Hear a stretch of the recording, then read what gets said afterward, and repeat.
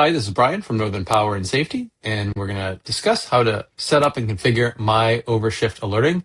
This feature of the new Lockout ID portal, release 260521, is disabled by default, but you can easily turn it on. Once we're on the dashboard and we've logged in, we're going to go down to My Overshift Alerting. And we're going to see in the status here, we have to make sure that we've already onboarded compatible tags. If we do see a count here above 0, then you're all set. Scroll all the way down to the bottom and you're going to add alert recipients by clicking add recipient. And you can choose here either an email recipient or a phone recipient. If it's a phone, then you're just going to type in the numbers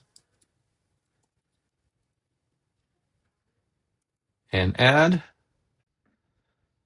So we've got the phone here. So this will send an SMS text message. And the other one is an email address. This could be a single email address or maybe a group email address that many people monitor. Doesn't matter which one. And there is not a limit on how many alert recipients you can put in. The alert recipients will receive alerts when any alert fires for overshift. And the second part we're going to set up here is the max allowable shift duration in minutes. This defaults to 720 minutes, which is 12 hours. It needs to be a positive number. And what this means is that when people are using the shift status feature where they're logging in and logging out of the work, as soon as they log in, that tag timer starts, and it's going to go as long as the max allowable shift duration is configured here. In this case, I have 5 minutes, but you'd maybe have 720 minutes. Hit save on that.